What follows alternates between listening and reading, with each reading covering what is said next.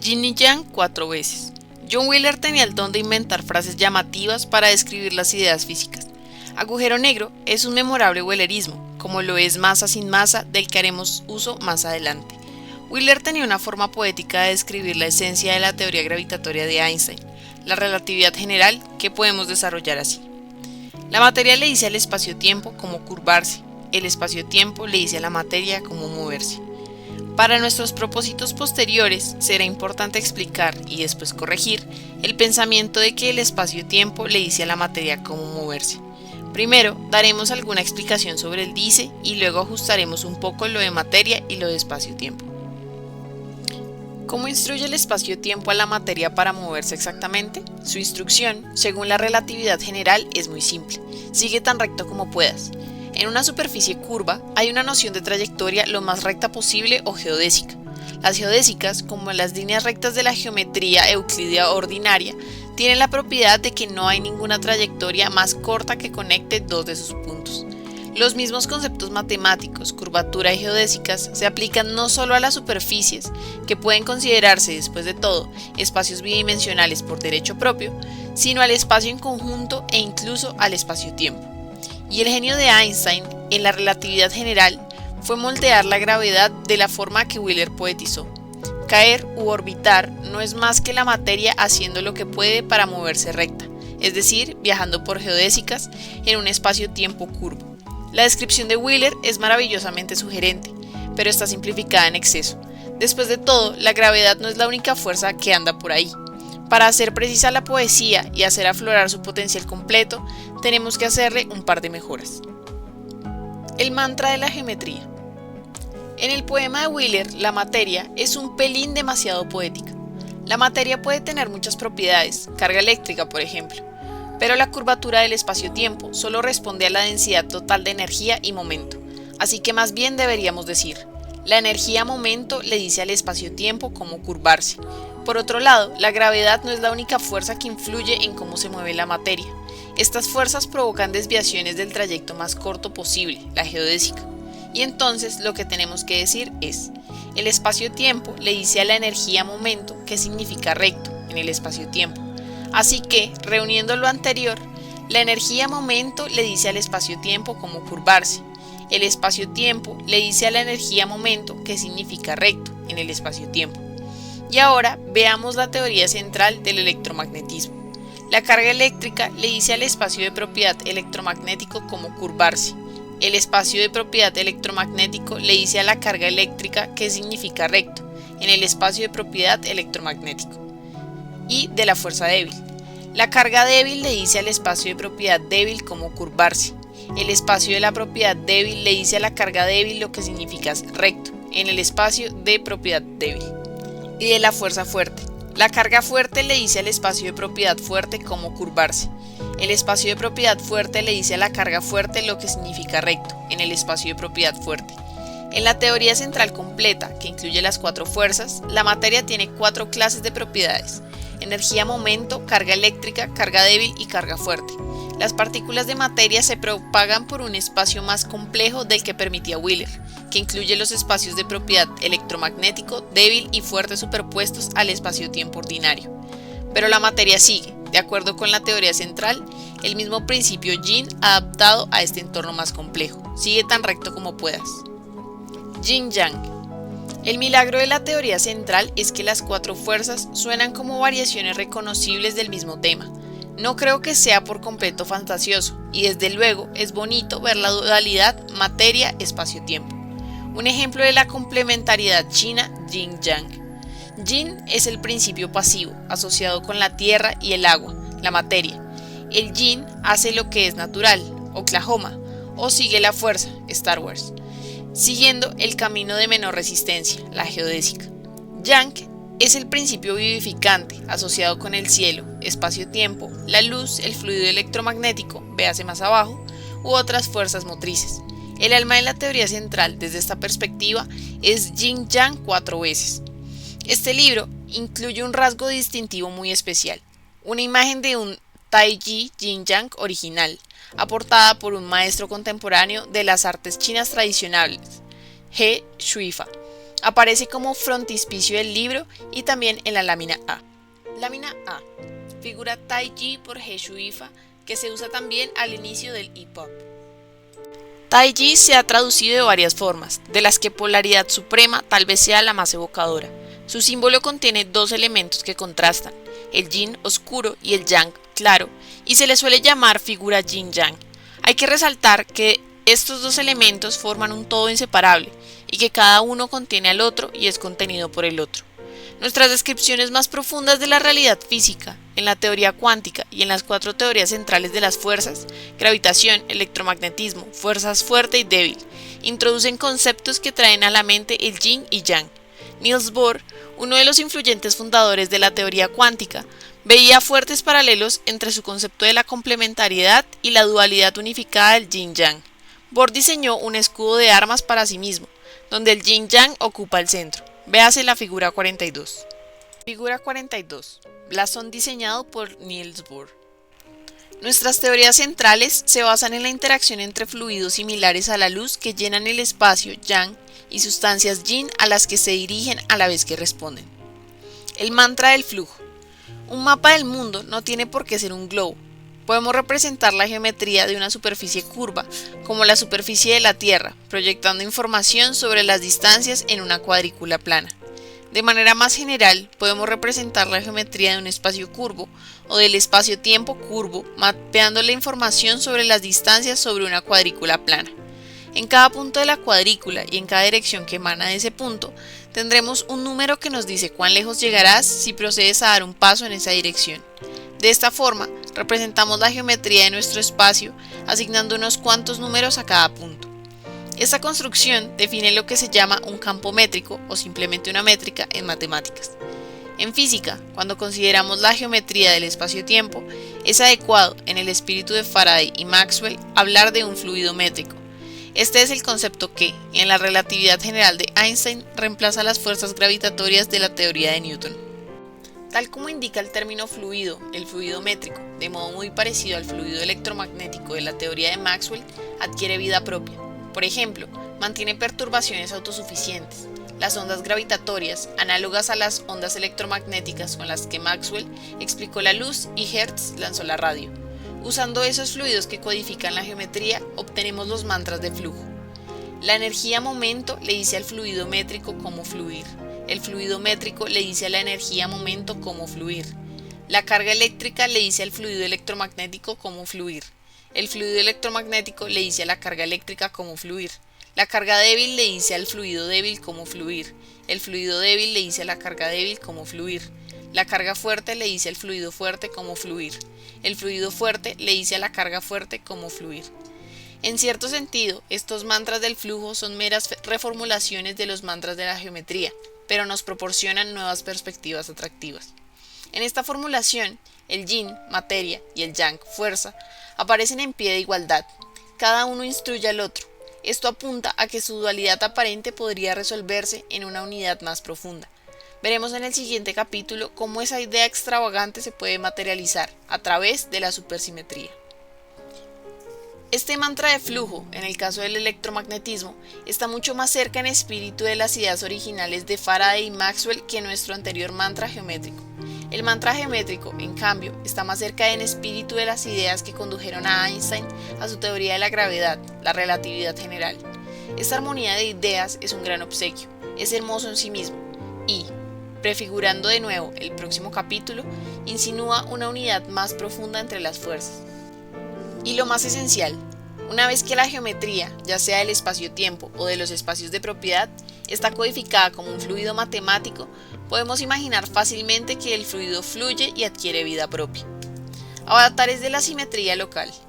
Ahora hemos explicado y refinado la segunda línea del poema de Wheeler. En otras palabras, hemos discutido cómo las fuerzas dirigen a la materia o cómo el yang dirige al yin. Para cerrar este círculo de ideas, tenemos que discutir los principios que gobiernan la dirección contraria de la influencia. En concreto, nuestro desafío es este. ¿Cómo conseguimos las ecuaciones para las curvaturas del espacio-tiempo y de los espacios de propiedad? El principio rector central, la simetría local, es tan bello como profundo. Ya presentamos la idea antes, en simetría 1, y ahora la vamos a repasar brevemente y a desarrollarla después.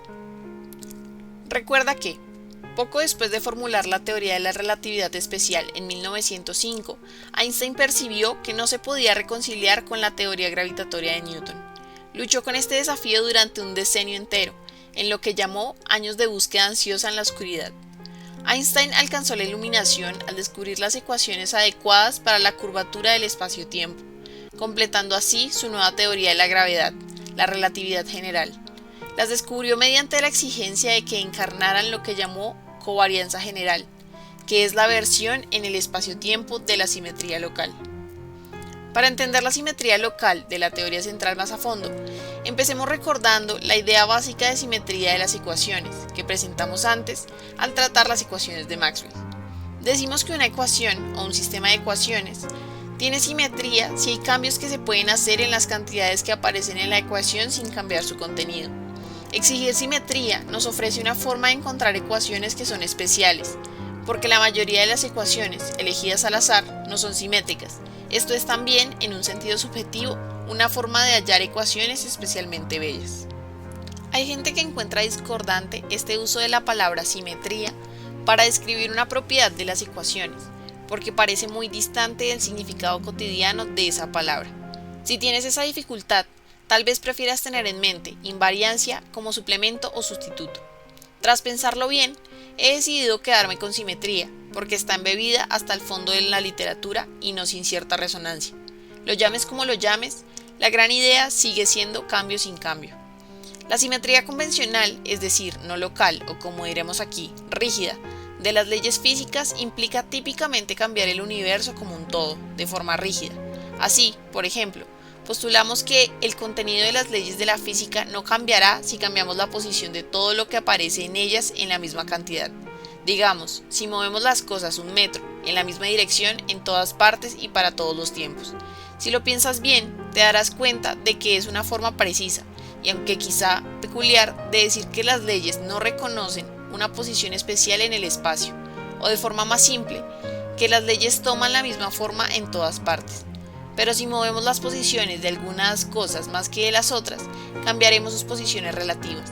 Y eso, decididamente, cambia el contenido de las leyes de fuerza, como la ley de gravitación de Newton y la ley similar de Coulomb para las fuerzas eléctricas que dependen de las distancias relativas. La simetría local recoge transformaciones que varían en el espacio y el tiempo. Es precisamente porque podemos elegir las transformaciones localmente, sin preocuparnos por el universo en su conjunto, por lo que usamos la palabra local al describir esta posibilidad. Consideremos de nuevo el tipo de transformaciones que acabamos de discutir en el párrafo anterior, simplemente mover las cosas de sitio. A primera vista, como hemos dicho, eso solo puede ser una simetría de las leyes de la física si imaginamos que movemos todo en la misma cantidad y en la misma dirección. Si cambiamos las distancias relativas, cambiamos las leyes de fuerza. Sin embargo, y esto es el yoga de la simetría local, si tenemos un fluido métrico y hacemos los ajustes adecuados en el fluido métrico al mismo tiempo que hacemos los movimientos, entonces podemos mantener intactas las distancias relativas y las leyes de fuerza. En el arte anamórfico, como se muestra en la lámina EE, aporta una maravillosa metáfora o un modelo, diría yo, de la simetría local. Lámina EE. El arte anamórfico no solo soporta los cambios de perspectiva, sino también otros tipos de transformaciones más generales. La gama de imágenes que pueden representar una misma escena es vastamente mayor e incluye algunas apariencias muy distorsionadas. Como hemos visto antes, la perspectiva geometría proyectiva es el arte-ciencia del cambio sin cambio que te encuentras cuando miras el mismo objeto, no cambio, desde distintos puntos de vista, cambio.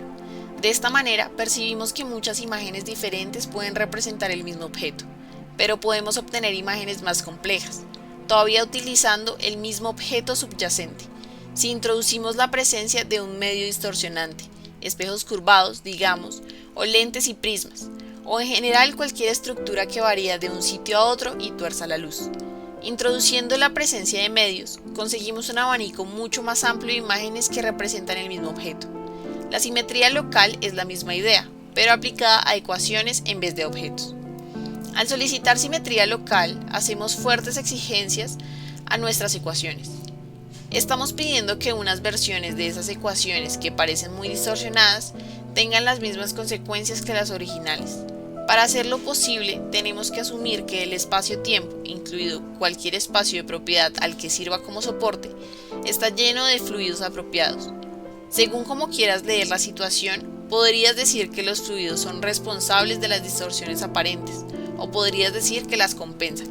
Son responsables de las distorsiones aparentes si lees del objeto a la percepción. Compensan las distorsiones aparentes si lees de la percepción al objeto. En cualquier caso, necesitamos esos fluidos que llenan el espacio-tiempo si queremos tener simetría local. Y para ser unos compensadores eficaces y versátiles, los fluidos tienen que tener unas propiedades muy particulares. En otras palabras, deben obedecer unas ecuaciones muy especiales. De hecho, fue justo demandando una versión local de la relatividad especial como Einstein consiguió las ecuaciones del campo métrico que forman el corazón de la relatividad general. Y fue demandado versiones locales de la rotación en espacios de propiedad, como C.N. Young y Robert Mills hallaron las ecuaciones que llevan su nombre y gobiernan los fluidos débil y fuerte. Young y Mills desarrollaron el trabajo de Hermann Weyl, que mostró que las ecuaciones de Maxwell para el fluido electromagnético podían derivarse de esa forma. Cuando pasamos de los fluidos a sus partículas subatómicas asociadas, o cuantos, percibimos que la existencia de gravitones, fotones, bosones débiles y gluones de color, los cuantos de los fluidos métrico, electromagnético, débil y fuerte respectivamente, y sus propiedades son consecuencias inevitables y únicas de las diversas simetrías locales. En la jerga de la literatura física, estas simetrías locales son la covarianza general para la versión local de la relatividad especial, la simetría de Gauge U1 para la versión local de la rotación en el espacio de propiedad de la carga eléctrica, la simetría de Gauge SU2 para la versión local de la rotación en el espacio de propiedad de la carga débil, la simetría de Gauge SU3 para la versión local de la rotación en el espacio de propiedad de la carga fuerte. El origen histórico del término simetría de Gauge es muy interesante y se trata en las notas finales. Podemos resumir nuestra discusión de forma memorable y con justicia como sigue. Los gravitones son los avatares de la covarianza general. Los fotones son los avatares de la simetría de Gauge 1. Los bosones débiles son los avatares de la simetría Gauge 2. Los gluones de color son los avatares de la simetría Gauge 3. Celebremos este extraordinario cumplimiento de que ideal y real están relacionados en ambas direcciones con una imagen digna de él, lámina LL. Lámina LL. El uso de una lente ojo de pez gran angular añade un segundo nivel de anamorfía a este imponente interior de una mezquita moderna. Cuando se fotografía un objeto que contiene detalles simétricos con una lente de ojo de pez o gran angular, la simetría de los diferentes detalles queda representada de diferentes formas, dependiendo de su posición. Esas imágenes pueden representar el espíritu de la simetría local en una forma visual adecuada y dotada de una extraña belleza. Para acabar, cambiemos el foco, con la figura 33, de los resultados de las teorías con simetría local al proceso de su creación. Figura 33. El proceso de creación del arte anamórfico. Se trata de un proceso en 3 pasos. Tenemos que elegir los objetos que queremos describir, las sustancias, las maneras en que les permitiremos aparecer, las transformaciones, y los medios que las sostendrán, los fluidos. Este dibujo, que muestra la factura del arte anamórfico, es una puesta al día de las láminas K y L. Lámina K. Representación por William Blake de Isaac Newton trabajando. Lámina L. Representación por Blake de Urizen, creador y legislador.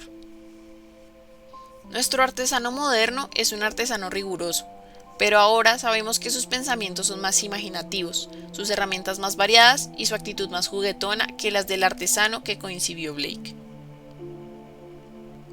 ¿Qué? ¿Desde dónde?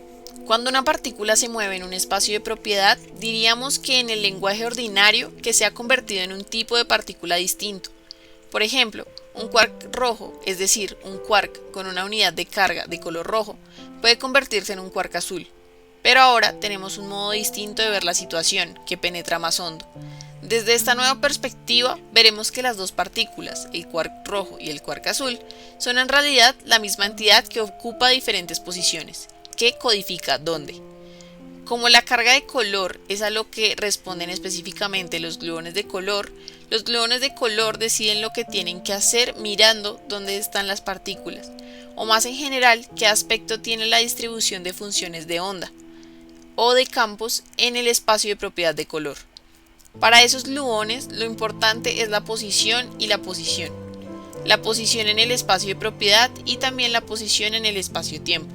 Y al revés, cuando registramos el comportamiento de los gluones de color, estamos recibiendo mensajes de espacio de carga de color. Los espacios de propiedad, introducidos inicialmente como una ayuda para la imaginación, evolucionan así hasta elementos tangibles de la realidad.